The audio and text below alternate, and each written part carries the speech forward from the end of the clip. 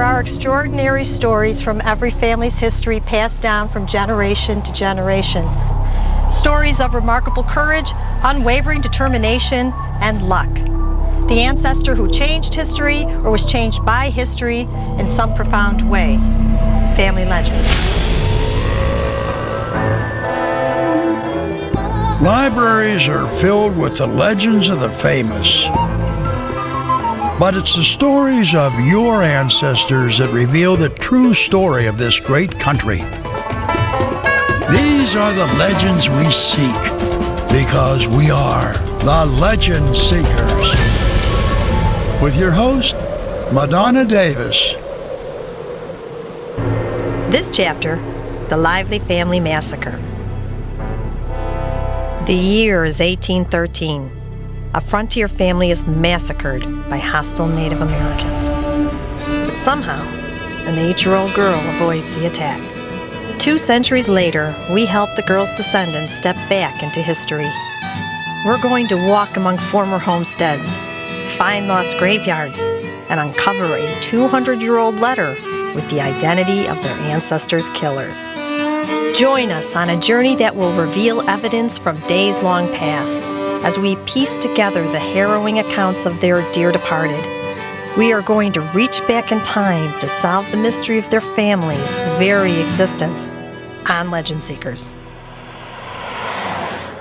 Hi, I'm Madonna Davis, and this week on Legend Seekers, we are in beautiful southern Illinois, where we are meeting with Pam Frazer and her uncle Harry Zhang. Their story is a story of savagery and survival that has been passed down through 7 generations of the Lively family. Let's meet them. You're here to find out about the Lively Massacre. Yes. What can you tell me about the massacre? All I know really is that the Livelies were massacred by the Indians, and that there were 2 surviving members of the family, and that we are descended from one of those members. Pam Frazer is Jane Lively's 6th generation granddaughter. Harry Zhang is Jane's 5th generation grandson. They know sketchy details of the massacre from family legends. Well, the only information I have about the Livelies is family hearsay that I've heard over the years, but I know that the Livelies were connected through the Cottles, and they in turn were connected through the Zangs. And you are a Zang. And I am a Zang. Probably my Aunt Janice got me started in genealogy at a very young age, when she would take me to cemeteries to do tombstone rubbings with her. And through the years, I just developed a sense of wanting to know who my family was and where they came from. Well, we have a 1850 census record from Randolph County. This census shows 37 years after the massacre, Jane Lively has married and now become Jane Cottle. She's 45 years old with 8 children. And we have the William Cottle family. William is married to Jane, and then they have 8 children. Can you tell me what child you're descended from? Ellison O. is the one we're descended from. Ellison, who is 14 years old at the time. Okay. And William's a farmer. He's a farmer born in South Carolina, and Jane was born in Virginia.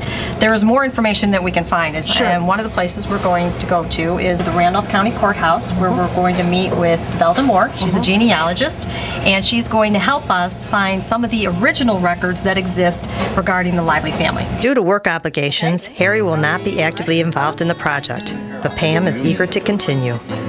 Pam and I are ready to explore 19th century county records in the town of Chester, Illinois. Welcome to scenic Chester, home of Popeye.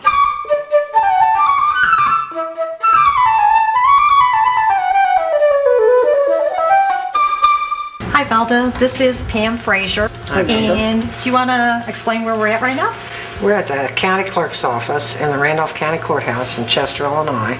Most people who contact me do it through the internet, and I look for documents to support whatever the person is looking for. I can find births, deaths, marriages, land records.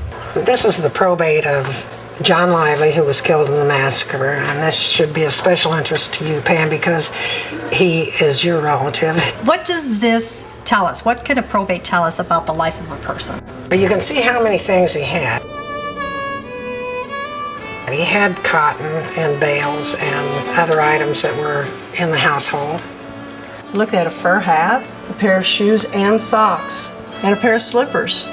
and a pair of pot hooks. They had a deer skin, Pair of scissors. pair of scissors. Where would you get a pair of scissors? It would have to be somewhere else. There was no Okay. place. Because this was wilderness. Yes. So there was nothing here. Strange that my ancestors actually were here. They were the first ones here, you know. How many people get to be the first one anywhere, except on the moon anymore? This shows that he had been a very hard worker, or he wouldn't have all of these items. Okay, now you have other information for us too. Where are we up to now? I have some plant books that I want you to look at the library. Pam, Velda has brought us to the first books room in the Chester Public Library. This is where they keep all the original books. And she has a couple of things she wants to show us. I thought it was important that you see these marriage records. When you look into the marriage records for the male's name, William Caudle, you don't find it. And it should be there because this is the right This is time the right period. date. Right. There are other Caudles. Yeah, but William's him. not listed. Okay, and then go back to the brides section, and you'll find Jane Lively, who married Oh, wow. William Caudle. And they spelled They the name spelled the wrong. name Yeah. wrong. Codell. One of the biggest obstacles that people run into when researching their family tree is that the spellings of the names have changed. Oftentimes, the census takers were not necessarily educated people. They were not necessarily talking to educated people who knew how to do the spelling or even to read or write. So the spelling has often been changed in the records. Another we have thing here? is the atlas in 1875. What does this show, these atlases? Okay, I looked for the name Lively and came up with the page of Caudles who had owned land. Jane Caudle's land is right here. Wow. And the names that are surrounding her, those are the other owners of the property? Right. Do any of and these names look familiar? Well, there's a Gant Caudle and a Taggart Caudle, so they must have been relation. Well, she must be around Palestine. I think I know where this might be. By comparing an 1875 plat book to a modern map, we locate a farm we hope contains evidence of William and Jane's homestead, where we meet Bob Reed. According to the plat map that we found at the Chester Public Library yesterday, Jane Caudle and William Caudle had a cabin that was located on this property. What can you tell us about that? Well, I know there was a cabin here. Foundation stones were still here when I started going with my wife. And they had a corn crib built on the foundation stones, but that has since been torn down and the foundation stones pushed out of the way. How long ago was that the... 53 years ago. Could you show us where that's at? Sure could, yeah. Oh, there's a lot more stones here than I realized. These are small ones, probably used for balancing the larger stones as they stacked them. What did they use to hold the stones together? They just stacked them. They just stacked them, nothing, no Loose mortar stack, at all? but they did not come apart. They balanced them very well. What kind of a stone is this? It looks like a limestone. Yeah, it is limestone. And this would have formed the whole foundation of the house? Limestone and sandstone. Sandstone was easier to work with because you could chip it quite easily. We learned at the courthouse that in 1875, Jane is a 70-year-old grandmother. For 18 years, she has lived here as a widow. Her husband, William, had passed away in 1857. I had read that Jane Caudle and William Caudle were buried on the property. Did you see any remnants of a burial? No. No headstones. Of course, headstones then were rather optional. Mm-hmm. Probably more like a wooden cross, and it's deteriorated and gone. Pam had hoped to find more tangible remnants of her family's home from a century and a half ago. Instead, this part of her journey yields a mere pile of stones. We pick up the trail with a quest to find the resting place of succeeding generations of Caudles, especially Pam's direct ancestor, Jane's son, Ellison Caudle. What we're going to do is we are going to go to the New Palestine Cemetery. We are going to try to find the grave of Ellison Caudle. And Ellison, of course, is your ancestor. Yes. According to the records that we got from Valdemar, he is buried out there. Oh, that's great. Now I have the GPS set up with all the coordinates following along, so hopefully we'll get there. Hopefully we'll get there and we'll find out Ellison's grave. We'll find his grave, okay? Sounds good. All right. Tombstones can provide a wealth of information. Beyond the dates of birth and death, we may learn when a person arrived in America, details of their military service, clues about other members of the family, how they lived, where they lived, and even how they died. I saw a stone once that a guy was actually killed by a tree falling down. And of course, the shape of the stone was a tree. It was like a tree stump. It looked like a tree. So you never know what you're going to find. Okay, we should probably start in the older part of the cemetery, which looks like that appears to be there. over here. Since Ellison was born in the 1800s, he's probably over in that section. Pam and I blanket the cemetery in the presence of 1,000 silent stories, some represented by eloquent epitaphs, others with barely any words at all. Oh, here's a coddle. William Coddle. November 15th, 1827. Now, am I right that William was Ellison's father? No, this guy's born 1827. Oh, okay. This can't be that William. It's probably Ellison's brother. That could be. The other Coddle's got to be close by. If we go Is this along. a bond? This is Bond. Is this? Don't know a bond. No, don't know any. It doesn't ring any bells. Oh, look, there's Coddle. Oh my gosh. Ellison. It is Ellison. This is it. Yeah. This is the one we're looking for. Sure is. All right, and let's see, Ellison Coddle. He was born February 24th, 1839. He died in 1907. 68 years old. He had a nice long life. Yeah, he did. She didn't. No, She Werner. died at 29. Werner, his wife, born 1842, died 1871. That's really sad. She was only 29. Another stark tale of life on the frontier. Werner died at 29, the mother of 4 children. It's too bad the stone is not in very good shape. Right. You might want to consider or think about getting it restored. Is there anyone nearby that would do restoration on a stone? In fact, I did know someone. I had the honor and thrill to work with John Walters, the graveyard groomer, in the restoration of my 6-time great-grandmother's grave, Parthenia. To the operating table, Parthenia. My passion on restoration work comes from the stone cutters, the artists. I've been pretty much into art all my life, and to find the artwork laying broken in pieces, to be able to stand an artist of 150 years ago, his work back up, is very rewarding to me. With tombstones laying down, broken and scattered, it is a lot of detective work, finding all the pieces of the puzzle. And once a stone falls over, gets covered by an inch or two of sod, it can be gone forever.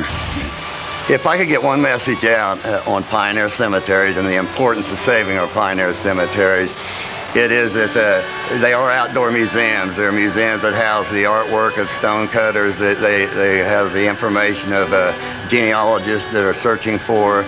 It's a museum of the history of the land, the wars, the diseases. So there's so much vital information that these become artifacts, and people should understand that the importance of saving this history.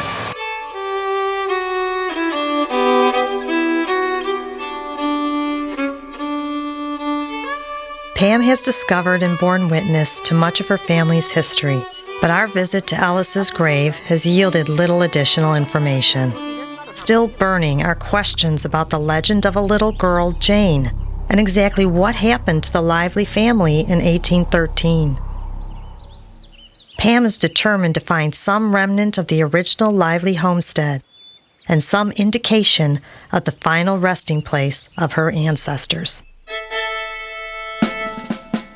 1813 is a turbulent time in America. The Indiana Territory is slowly being settled by whites, but dangers abound. Several of the area Indian tribes have fought with the British in the War of 1812, and they are still fiercely hostile toward the American settlers. John Lively is one such settler, a true frontiersman, undaunted by the inherent dangers of the time, and perhaps recklessly builds a homestead 45 miles from the nearest fort at Cahokia. To further explore Pam's ancestors and local history during this period, we consult with Professor Mark Wagner. Professor Wagner teaches at Southern Illinois University, where he is an authority on the history of the region and part of the Center for Archaeological Investigations. What we found was a letter from Thomas Forsyth, who is a U.S. Indian agent at Peoria. And he's writing a letter to William Clark of the Lewis and Clark expedition, who is the superintendent of Indian Affairs at St. Louis. And he's appraising Clark of all the attacks that have gone on since the beginning of the War of 1812. And one of the attacks he lists in there is the attack on the Lively family. And he said it was the Kickapoo who killed the Livelies, and they were led by Little Deer. Most of the settlers are well aware that they should not be in these isolated homesteads during this time. And a lot of them move out of the state even, and the Indians succeed. They get some of the settlers that leave and move to other areas, and the Livelies don't for some reason. Professor Wagner knows the approximate location of the site of the massacre, but it is deep inside the southern Illinois forest on a huge tract of private timberland. Pam and I feel compelled to seek out the hallowed place, so we secure permission to search the area from the landowner, a lumber company. From our research, we also discover that near the massacre site, a memorial marker was erected in 1936 by the Daughters of the American Revolution. The timber area is vast, with endless acres of dense prehistoric forest. The presumed location of the marker is vague. Professor Wagner recommends that we consult a local expert, forest archaeologist Mary McCorvey, who also happens to be his wife. I rarely get a chance to spend time with the descendants of people that I've had the opportunity to work with their cultural material or the material that they left behind. It's fun for me. We're reconstructing history for people that left no history. We are writing their histories for them because they weren't important enough to have it written down. We do that. We're on a drive deep into the thick timber, towards the area where we believe the massacre site may be. The area is essentially unchanged over hundreds of years. You're good. You're good. Oh my gosh. No wonder why no one comes down here. Oh, there it is. Where? To the right. Oh my gosh. This is very cool.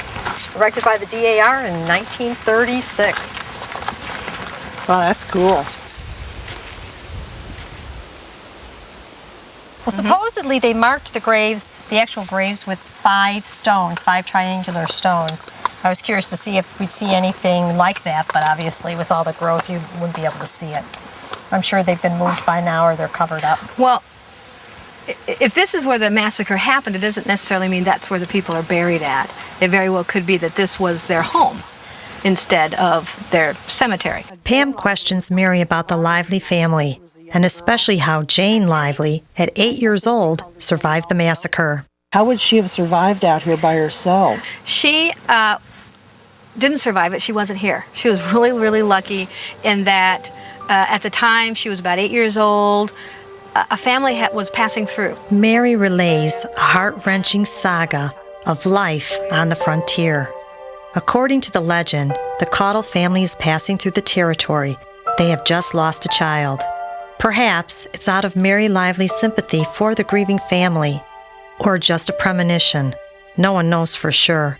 But John and Mary give their little girl Jane to the Caudles.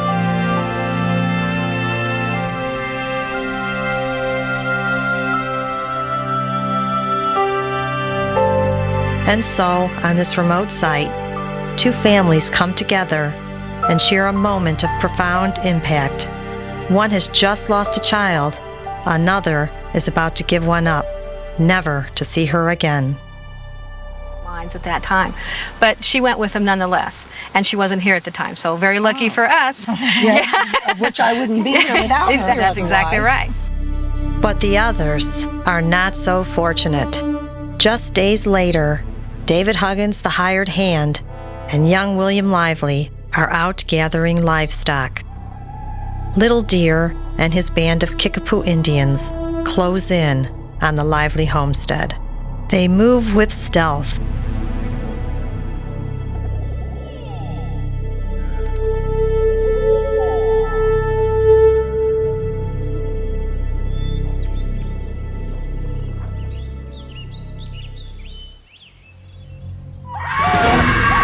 John Lively is a good shot, but he is alone with his wife and 3 of his children.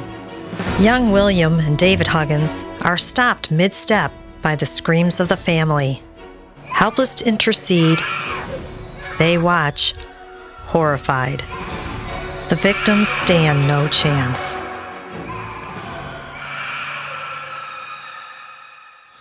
What they recorded for us and posterity was a lot of atrocities. Scalping was very typical. One of the family members was scalped. One of the other family members was beheaded. What's less typical of the time. All this, the violence that was used at that time was part of the anger of the Native Americans at these families encroaching on their homeland, their resources, and also geared towards scaring the rest of the settlers. The Lively Massacre, the accounts of it are pretty gruesome. And things like that did happen during the War of 1812, but they happened on both sides. The Illinois Rangers also did things like that to the Indians. So you don't know if the Kickapoo who attacked, if their band has been attacked by the Illinois Rangers and something bad has been done to them and this is retaliation, or you don't know if the man who's leading that party, Little Deer, is particularly vicious. Mary believes we are on or near the actual site of the massacre. And with much of the ground exposed, she suggests we look for artifacts. What kind of things are we looking for?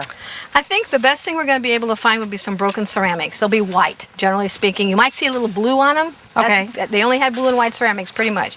Might see something shiny, be the remains of a lead ball or the sprue, which is like the little nib that they break off from the lead ball when they're melting them. Might see a little bit of glass. That's what we would hope to see, those kinds of things. You're not going to see into the grass. You need to look into the...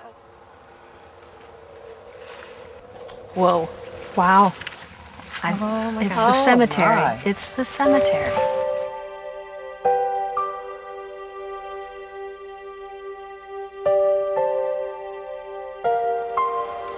I had read somewhere that the Rangers, when they found the bodies, buried the bodies and then marked each with a triangular shaped stone. They look like the original stones. It's hard to believe that almost 200 years later that the stones would still be here. I'm amazed. I'm amazed that this landscape is that untouched in the last 200 years.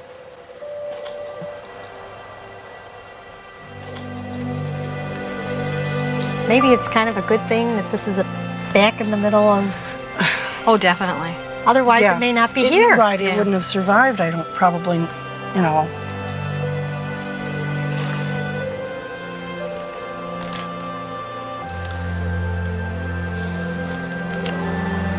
Wow, it's really awesome to think that, you know, when I started out doing the genealogy and looking for my ancestors, that I would actually find their actual graves, and to know that this could have been my entire family wiped out had Jane not survived. So it's good that she was off with another family, or I wouldn't be here. Yeah. Think about the irony that one family's loss saved your family. Yes. Because otherwise Jane wouldn't have left. She wouldn't have been here. We all know where our parents are in life, and we all know a little bit about our grandparents.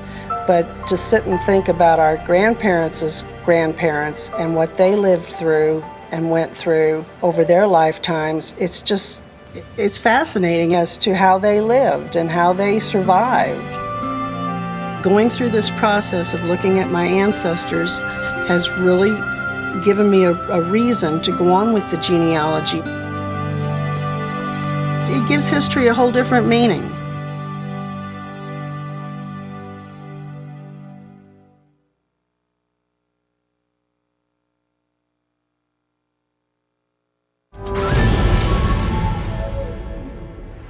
If you have a legend that you would like for us to explore, please drop us a line. We'd love to hear from you. I'm Madonna Davis. We'll see you next time on Legend Seekers.